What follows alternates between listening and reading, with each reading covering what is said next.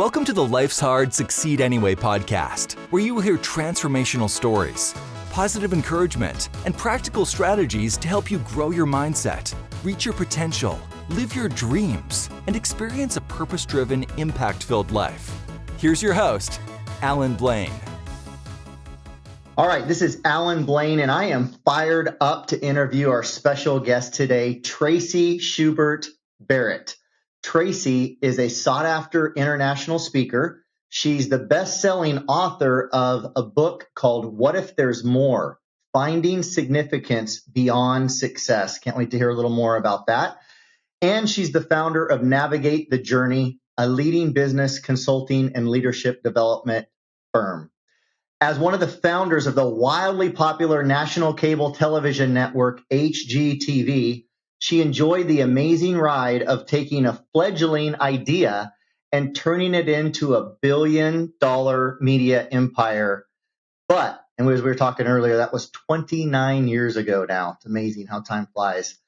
But after over 20 years in the media industry, Traci began to wonder, what if there's more to our vocational lives than just success?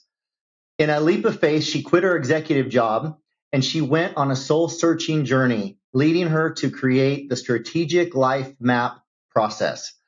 With a master's in professional psychology and over 30 years of business experience, Traci specializes in coaching C-suite executives and business leaders, helping them define their greatest impact and become leaders people want to follow. She finds the most joy in helping people from all walks of life find meaning and purpose in their work and design a life they truly want. Traci, welcome to the Life's Hard, Succeed Anyway podcast. Are you ready for this?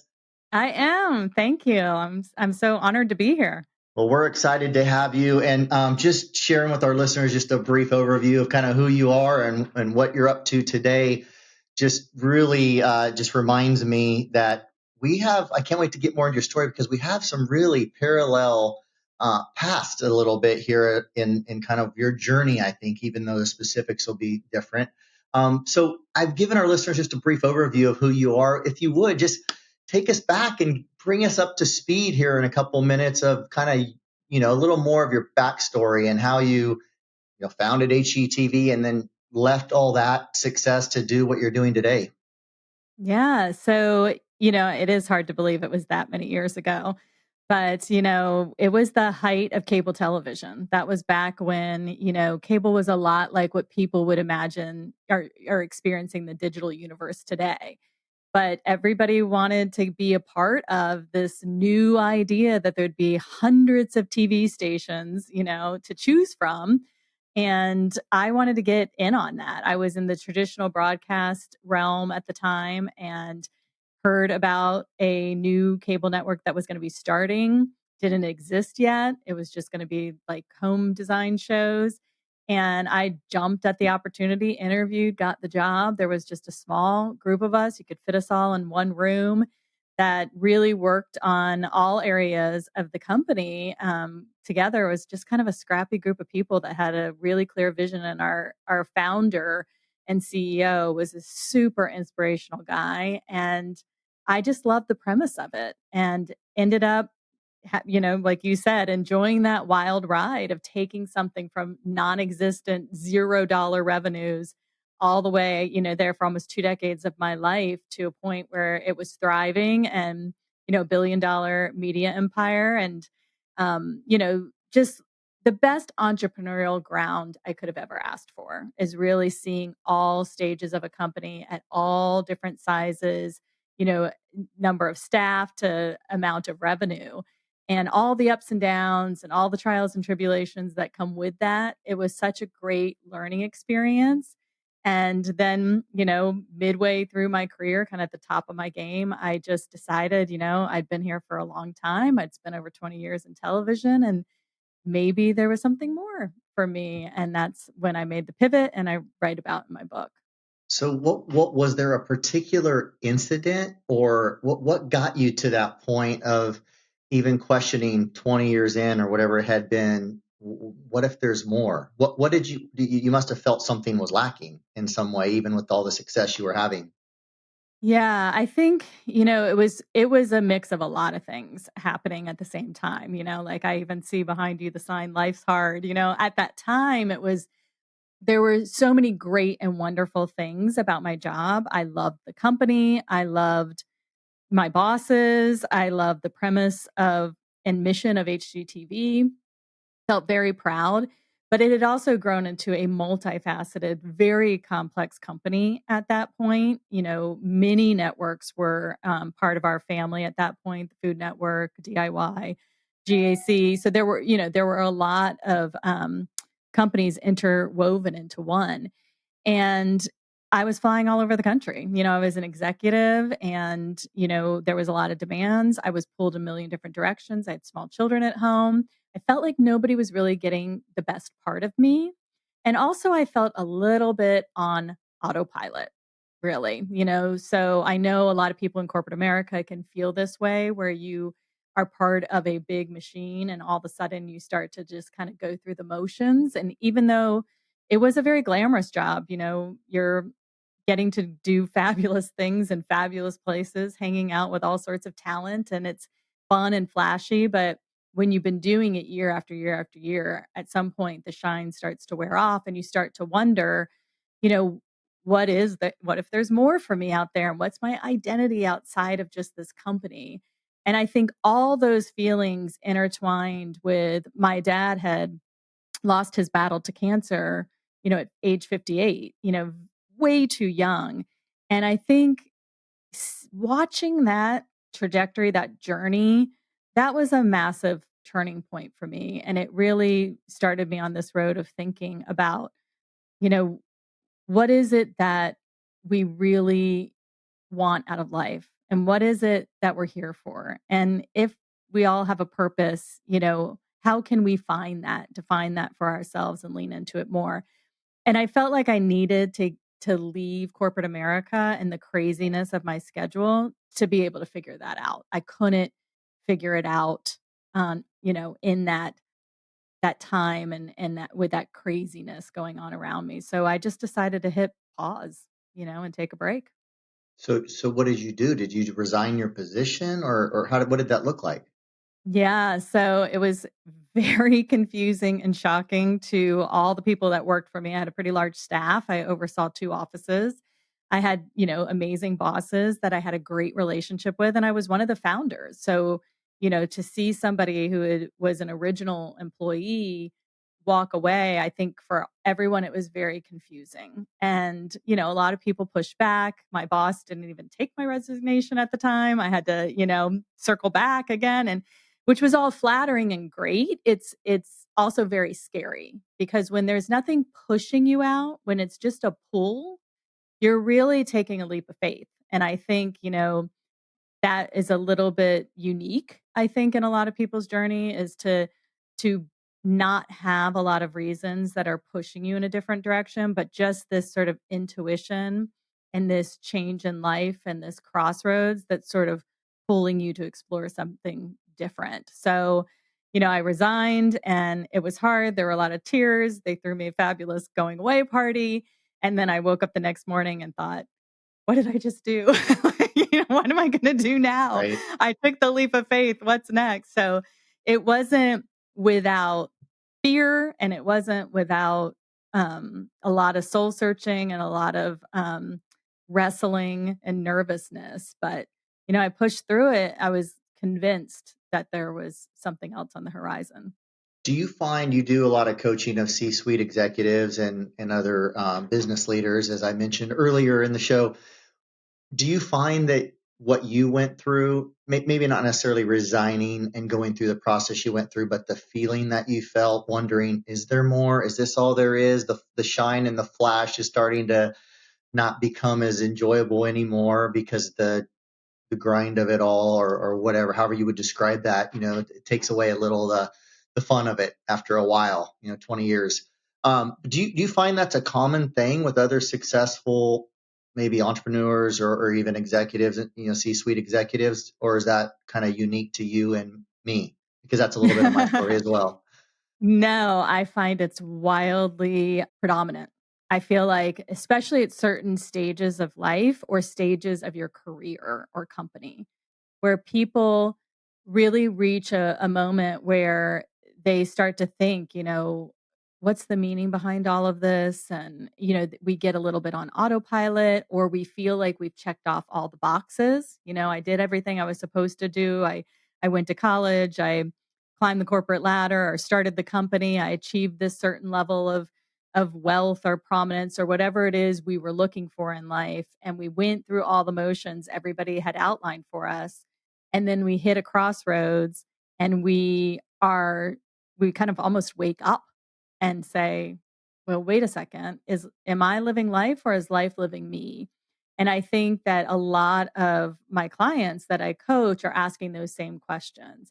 And what's great about me going through this process and then writing the book and creating a process for people to wrestle through is that you don't necessarily have to leave your job to figure these things out. I was sitting there at my desk wondering, is there meaning in television? What am I doing? What is, you can compare yourself to other people that seemingly have more meaningful jobs, and then you start to doubt yourself and doubt what you're doing. And so what I try to help my clients do is to really craft the meaning and purpose in their job, no matter what type of job they have, no matter how big or small the company, no matter what their role is really who are you? What's the best version of who you are? And then how can you take all of those gifts and talents and have a positive impact where you are and define your meaning and purpose in your work through that? Is that I love that. Is that the strategic life map process that you developed that you're referring to? Yes. And Yes. would you mind just elaborating a little bit on that process as much as you're able to? What that Yes. looks Yeah. like, or what kind of process you would take somebody through? I know you don't have time to break it all down on this episode, but just give us a little sneak peek. Yeah, so it is a strategic planning process for your life, really. And it combines all kind of those tried and true strategic planning techniques that you see out there and that my company uses for businesses, helping them craft mission, vision, core values, all of those things. But I have my master's in psychology, and I decided to take a lot of kind of the exercises and theory that I learned through my master's degree and marry that with these business strategic planning principles that are out there and really develop a system that helps you look at what got you to where you are today. What are those learnings? What are those patterns? What are some things that we can reframe or claim and from our past, and then who are we today, which is very different than who we were at 22. It's very different than actually who we were a year ago. So who are you today, and what are your unique gifts and talents? What are your personal core values? What are the passions that you're wrestling through, and in crafting a purpose mission statement that really can be woven throughout everything you do. And then we plan for the future. What does the future hold? What to you does a bigger, brighter future look like? And then we craft a plan around that. There is so much power and freedom in a plan. And so I think a lot of people think, well, gosh, that sounds like a lot of work or whatever. But really, when you go through the process and it's so streamlined and it's so powerful, you then can let go after that point because you know who you are, you know how to lean in, and you know what you want and which direction you should be headed. And it becomes a filter for your life. And it's just a powerful tool that really propels you and really gives you the tools you need to lean in. Well, I'm excited to read your book, Traci. And that's What If There's More, right? That's the title of it. What If There's Yeah. More? Mhm. And do you elaborate on that in the book as well? I do. I do. So the book is really my journey. It's a lot of my story. It's some stories about HGTV in there, kind of getting, HGTV off the ground, some of the learnings through my career in corporate America, how I hit that crossroads, and then it outlines the process throughout the book. So that's woven throughout the book of really understanding those components that I talked about, your past, your present, and your future. And so, it gives you it's a little bit of a DIY experience, that's woven into my own story as well. I love it. So if I'm right in understanding, you pivoted into your own company that you have today? I don't know. I guess a question in the statement. How many years has that been now? And what is your business? It's a coaching business. Is that accurate to say, coaching and consulting? It's a business consulting firm, and it's actually 9 years old, so we've been around for a while, almost 10 years, and, my husband and I co-founded it together, and so he's a strategic planner. He comes along, kind of mid-sized companies, helps them, establish a framework for running their company well, and comes alongside them, with those frameworks and to do strategic planning and setting goals, and then we also work with teams for team health, cohesion. We do a lot of team workshops. We use a lot of different processes for that I'm sure you probably have heard of. And then we do executive coaching as well. And that's meeting with the individuals one on one and really just helping you be a better leader. We believe leaders are not born, they're made. It's a skill that you have to hone, just like any other skill that you're trying to master in your career. Leadership is something that you have to pursue and get after and learn. And then, of course, we have the strategic life map process as well, which you can experience in different forms in person, virtually, through cohort. And we have all different ways that you can experience that. So it's kind of a one-stop shop for companies that are coming and looking to optimize, their company, their team, or even their individual growth. I love it. So for some of our newer listeners that don't know much of my story, I'm just going to share just a quick something and then kind of use that to pivot to another question for you, Traci. But up until about 9 years ago, 10 years ago, I was 40, 41, I guess at the time. I was the co-owner and CEO of a construction, real estate investing, property management, all things real estate, really. Company, we were doing about $40 million a year. I'd been doing that for many years and building that business, and came to a crossroads in my life. And that's part of that. That really was the aspiration behind Life's Hard, Succeed Anyway podcast, and now the book by the same title. And like you did a 180-degree pivot into a completely different space in 2015 now, 8 years ago.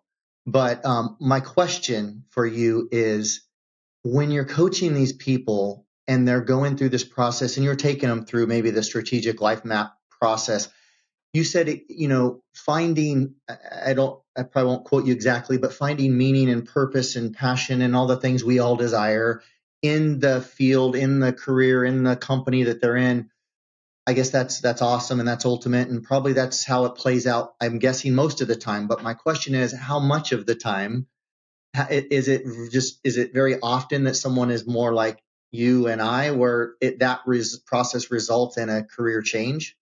Yeah, I see all different outcomes. For some people, it's really just a wake up call. They fall back in love with what they're doing. They see their work through a different lens. For other people, business owners, sometimes we help craft a plan for their exit.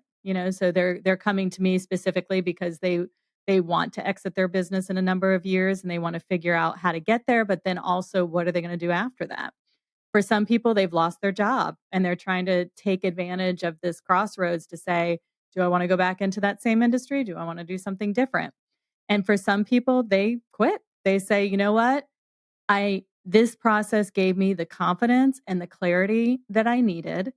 And I know what I need to do. And I know the steps I need to take to eventually get to the place I want to get.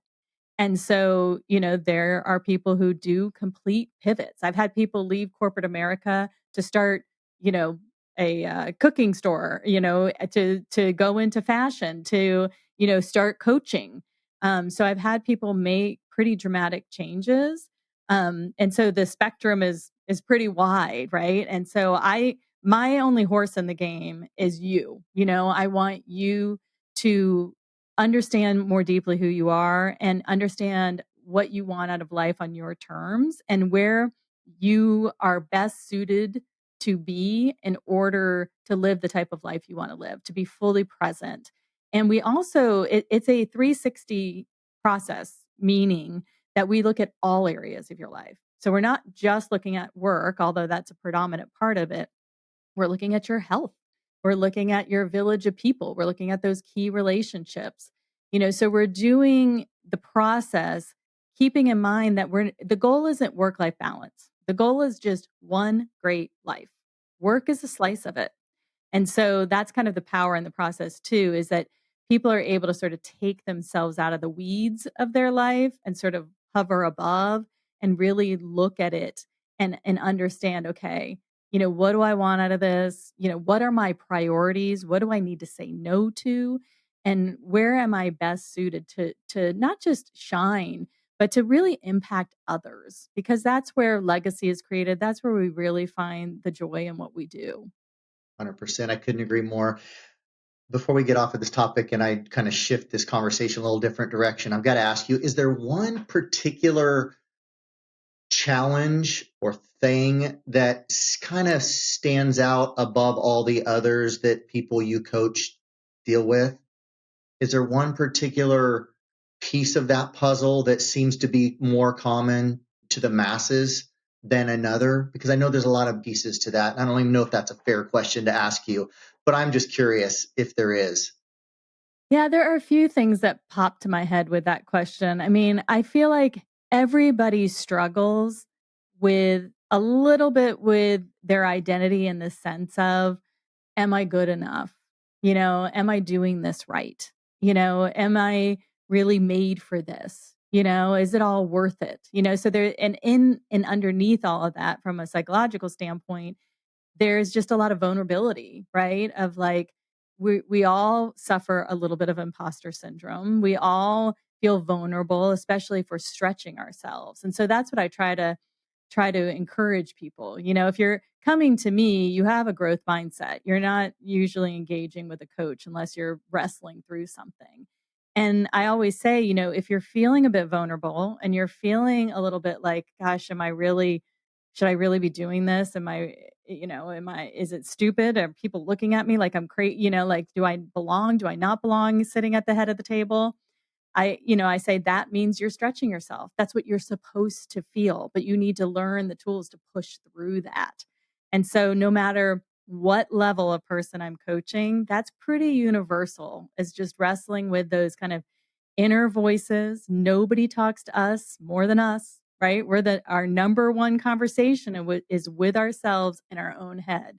So, sometimes our voices can go a little crazy on us and make us feel like we're either not enough or we're not equipped. And so I think that it's kind of gives people a lot of calm, and when they're able to realize, like, that's pretty universal. It's hard for people to believe that, but it's true. It's true. I've coached enough people over the years, and led a lot of people in very big media company to tell you it's true. Right. And these are people making hundreds and hundreds of thousands of dollars a year, millions of dollars a year, and we all have the same differing levels, different seasons, all that. But it's not a something that's uncommon, no matter how much success. This is what I think you're saying. It's not uncommon to man or woman, no matter how much you've had success outwardly. We all can struggle with those same insecurities. Is really what they are, right? Absolutely. Absolutely. And I love you sharing that, because it should be encouraging to our listeners, regardless of where they are in life, in their career, in their business, at their income level, what professionally speaking, whatever metric you want to use, is those voices, those questions, those insecurities. You're not alone. You're not the only one. Everybody has to deal with them. Question is, how are you going to deal with them, and what are you going to do with it? Right. Right. So good. So good. What would you say? You had a ton of success. What would you say is one of the keys, Traci, to your success? Oh gosh, the first thing that pops to my mind is mentors. I figured that out early on. I don't know, it was a definite gift from God to just realize that I needed to seek out people that were further down the road than me, and people that I admired, people that I could see had the same values, people that were really good at what they did, that were honest. And when I would see those people, I would, get the courage to just, come up alongside them, beg a seat next to them at a dinner, ask them a ton of questions, be curious, ask if I could book a call with them.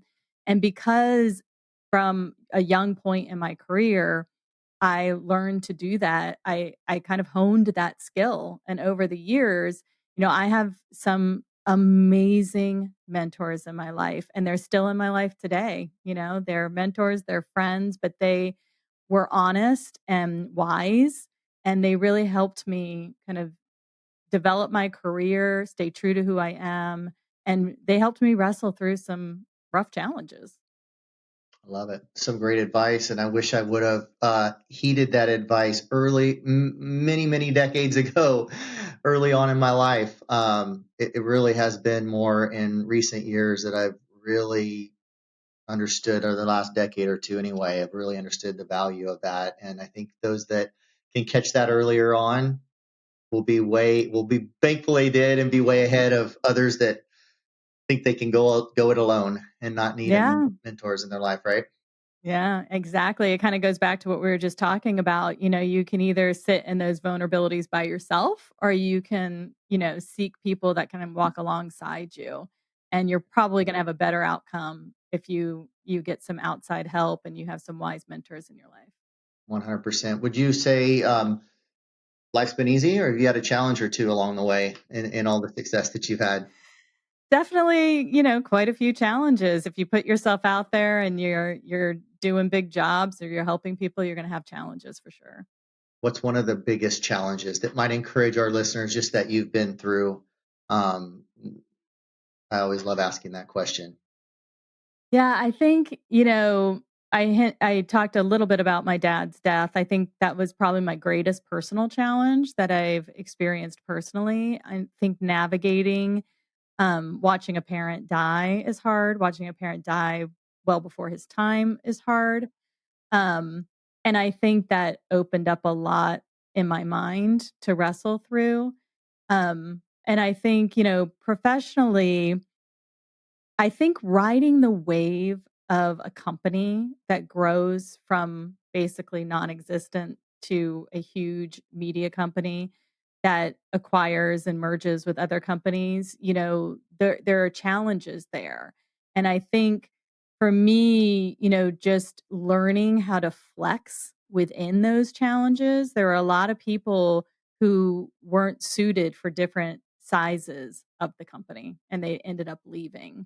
And so the challenge I put before myself was, can you learn to evolve as the company evolves? Can you be an executive for a company at different stages of growth? And I think that was very challenging to do over the decades that I was there, but I'm glad I stuck it out. I'm glad I persevered. I'm glad I didn't give up. And I'm glad I made myself vulnerable and open to learning through that. Yeah, absolutely. If you could go back in time and give yourself some one piece of advice, I know there's lots of advice we'd all love to give ourselves, our younger self, but if you could just choose one, what is one of the pieces of advice you'd love to have known 20 years ago, 30 years ago? That you don't have to be perfect, that it's just about progress, that if you just make 2% progress every day, that's a win. You're still achieving. It's perfection isn't achievement. Hmm. I wish I could have told myself because burning the candle at both ends, I suffered health consequences from it, all sorts of things, just stretching myself way too thin. And I wish, I had known that it's just about progress. It's just one foot in front of the other. As long as you're learning and growing, you're doing fine. Yeah. What was your mindset then when you kind of burned yourself out or ended up with some health challenges? Was it just, well, yeah, what was it at that point in time? Instead of progress, it was what? Get as much done.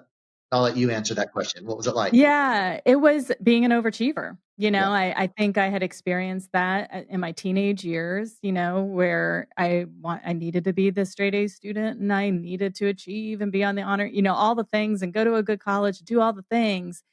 And I just got myself in this, it was almost like a habit, I guess, where it was like you had to just achieve. That was the only option. And, success meant climbing the corporate ladder. Success meant making number of dollars. Success meant having a certain title or authority at work. And so when you're on that trajectory and that's your mindset, the success mindset, at least success defined by society's standards, it's a dangerous treadmill to get on. And so I think, it can lead to a lot of burnout when you're on that treadmill. And I definitely experienced that. Yeah, that's great. But for our listeners to hear that and hopefully avoid the same. I know when we were talking earlier, you were talking about this same point of kind of your definition of a success isn't based on what society pushes on us, right? But you were saying alternatively that it was resting in who we are and not what we do. Can you elaborate on that a little bit? Yeah, I think that was really a turning point for me figuring that out. I write a lot about this in the book that, our innate human drive is to seek, safety and shelter and all the basic needs. And also even recognition is a basic human drive, our self-esteem and all of that. I think the problem arises when, we overfill those buckets, right? We feel like we aren't safe enough, so we need more, or we start to look around, especially in America. And I'm my husband is from Ireland, and he was born and raised there, and we go back every year to see his family. And the contrast is amazing to me between the different cultures. And I love America and I love, everything in America. But sometimes I feel like we're so inundated with the messages that success means you have the biggest house on the biggest hill, or you have the biggest title, or you have to have the biggest company. And I coach a lot of business owners and I see them wrestle through, so and so got here faster than I did, or so and so has a bigger company than I do, and they're wrestling with all of that at the same time they're trying to build a company. It's like, are you crazy? You're going to implode, right? And so at some point, we have to say to ourselves, that construct isn't truth. That's just, out there in society. And we can either succumb to that pressure of building this, massive success image, which is really what it comes down to, or we can let go of that and we can decide that our work doesn't define us. Our work is a vehicle to have a positive impact, right? What defines us is who we are. And if we can figure that out and do the work to understand who we are and can articulate who we are, then we can rest in that as opposed to trying to chase the success metrics that society has put before us. I love that. So can we just take that one level deeper and even apply it to you, like, personally for yourself? Like how would you apply that to yourself? Like when you say, okay, it's not about my success, just to give us all an example, right? It's not about your Traci's success. It's about who you are. What is that to you? What is that to Traci, who Traci is? Right. So, well, I'll use the example of walking away from HGTV. I woke up the next morning after that going away party feeling rather naked when it came to the sense of identity. Right. And, I had spent decades with people introducing me as, oh, here's Traci, she works at HGTV. And then people asking me about talent and all the things and behind the scenes. And also, I was an executive, so I'm making a certain amount of money and people know in the media industry what that means and all those things. And I wake up with no paycheck, no title, and I'm not attached to this big brand. I'm not going into the office every day or flying to some, elaborate dream home giveaway. I'm just me at home, fixing something for the kids and wondering who I am. And so, now I look at it and I've been very careful not to even attach my identity to my current company, but to say, you know, I am someone who has unique giftings, whether that's being an influential communicator, whether that's helping people reach their full potential or being a great mentor or a coach. And I want to use those talents to impact this little corner of my world. I'm not going to be some worldwide phenomenon. I'm not Jennifer Lopez. I'm just Traci Barrett in my little corner, Nashville, Tennessee, trying to just impact in the best way I can. And if I can do just a little bit of that every day, feels great, and I can do it not just through work, but with my children or with my husband or with my friends or with my family. And that to me is success. Yeah.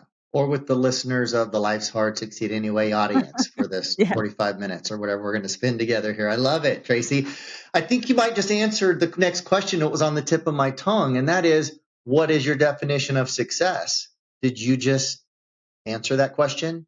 Yeah, I think it is to have a positive impact on the world around you by using your innate gifts and God-given gifts and talents. I believe each one of us has been uniquely designed, and that was no mistake, right? And just as different as we are as our fingerprints on the outside is we are different on the inside. So you have to tap inward to figure that out. But yeah, that's my definition of success. I love it. I love it. What advice would you give to somebody that's sitting there struggling maybe they're struggling with their definition of success, but they're really just processing through a challenge, and maybe the challenge is a loss of a loved one. I know this is a big kind of question. It could go 100 different directions, but maybe it's a challenge of adversity, but maybe it's also a challenge of the context of a lot of this conversation with their career and maybe identity, or maybe it's just struggling with meaning in life or whatever. Like, whatever their challenge is, what is one piece of advice you might be able to give to them? Because surely this podcast is big enough now. There's plenty of people hearing this message that they've got their own struggles. I know we all do, at different sizes. But what would you say to someone in the midst of their struggle? Well, first, I would just affirm them. Your struggle is your struggle. You don't have to compare it to anybody else's. It's real to you. It feels heavy. It feels weighty, but it's in your life. And some of these things we can learn to navigate. Some we have to accept, and some we have to let go of. But one of the things I like to do with my clients is, and with myself, and I'm constantly using this tool, is instead of saying this struggle has happened to me, I say it happened for me. And when I say it happened for me, that forces me to figure that out. Why has it happened for me? What am I gaining through this? And so when we can kind of flip our mindset in that direction and do that work to figure that out. But, the other thing I would say is to get there, you have to give yourself that space and that time. I think when we come up against a struggle, too often we want to push straight through it. We want to get to the other side of it as fast as we can, avoid the pain, do whatever we can to get it behind us. And we don't give ourselves the gift of kind of resting in it, processing through it. We still need to push through it, but we need to give ourselves the time and the space to grasp on to that learning so it benefits us for the future. Oh, that's so good, Traci. So good. Great advice. What would you say is one habit that has helped you in your success in life? A habit, I would say reading every day. I read something every day, whether it's another chapter in a book, whether it's an article, whether it's, I'll toss in their podcast too. That's not really reading, but I listen to at least one or two podcasts a day. So it's a habit that I created, probably, I would say, as soon as we started Navigate the Journey. As a coach and as a speaker and a consultant, you just have to keep growing. You can only take people as far as you've taken yourself. Yes. Good. Can't teach what you don't know, and can't lead where you are not willing to go. And you've got to keep having that positive information going in so we have more to give out. I love that. So good. Whether it's reading or podcast or however we take it in, right? Yeah. Yeah, exactly. What is one of the best pieces of advice you've ever received? Mm. That would be from my dad. And he said it so many times that I sometimes still hear his voice in my head. But he said, always tell the truth. Always tell the truth because it will catch up with you otherwise. And I have to say, hearing that over and over as a kid and being in high powered environments, being, at the crossroads of things in different ways, in different areas of my life, always telling the truth and always having high integrity has definitely served me well. Some great advice. I love that too. What would you say is a book that you're obviously an avid reader and podcast listener and growth minded individual, but for our growth minded listeners of the Life's Hard Succeed Anyway podcast, is there one book that you might recommend to them that you think would be a benefit? I just finished reading 10X is Easier Than 2X. So that's like at the top of my head. I would say Love it. that's a great book. Yeah, imagining kind of that bigger version of your company and scale. It's a great book actually to read right now. In addition to my book. If you're planning for 2024, those would be two books to really think about how you're planning for your company and planning for your life for 2024. Awesome. A great book. And like I said, I can't wait to read yours as well. Speaking of yours, I meant to ask this earlier. How long has your book been out? The What If There's More? Yeah, it came out at the end of January. Okay. So fairly new. I mean, less than a Yep, year fairly old, new. I hot off the know. press. We could kind of still say that, right? Yeah, exactly. Awesome. So cool. Can't wait to get it. What would you say when you think about the future excites you most right now, Traci? I think what excites me most is just continuing to help people define a bigger future for themselves, to really help them understand the best version of themselves. I think so many times people love that sentiment, like, Oprah kind of made that popular, become the best version of yourself, live your best life. And so many times people come to me and they're like, I don't know what that means. No, it Right. sounds great. I want to do it. I don't know what it means for me. And so when I think about my future, I get super excited about just helping as many people as I can figure that out. And I also get super excited about just being part of my children's lives as they enter into adulthood and they're, going to be going off to college very soon. And that's the other thing when I think about the future is just that next phase of being an empty nester and my husband and I really enjoying our time together in that and sort of leaning into what is going to feel like a totally different chapter in my life. But thankfully, I've done some of the work behind that, so I won't, spontaneously combust when they walk out the door. No, I don't think we will either. We're not that we're eager to get them out, but the baby of 6 is a sophomore or a junior in high school. So we're right around the corner. And Nicole and Oh I, my like goodness. you and your husband, work together. We are in business together. Love spending time together, and hey, we'll just get to spend more time together, and we'll have more freedom to travel even more. It's going to be great. Exactly, and we're gonna have to grab dinner because there's nothing like talking to other couples that own their businesses together. Yes, look forward to that. We're not far from each other, so we'll definitely take you up on that. By the way, how old are your children? How many children, ages, all that good stuff? I have 2 girls, a junior in high school and a senior in high school. So they're back to back and the next 24 months are all about college. So it's a busy time as you know. Definitely, yeah. So we have 5 girls, 1 boy. So we're a Oh, girl wow. house too. God love that boy. Yeah, absolutely. Well, this has been awesome. How can our listeners get your book, follow along on your journey, reach out and contact you, all that good stuff, Traci? Yeah. So follow me on Instagram, Traci S. Barrett, or just go to my website, which is tracyschubertbarrett.com. You'll find everything there you need. You can find my book anywhere. Most people just like to go to Amazon, and that's great. If you're local in Nashville, you could go to Parnassus and find it there. But yeah, I feel like if you want to lean into the process of strategic life map, that's also on the courses button on my website. And so you can learn all about, all the different options for strategic life map if you're interested in that process as well.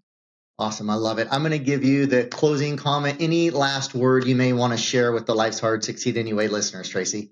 Yeah, I'll just go back to saying, your work and seeing this as a podcast that is really focusing on people headed in the right direction when they're thinking about success is, you know, your work is not who you are. It's just what you do.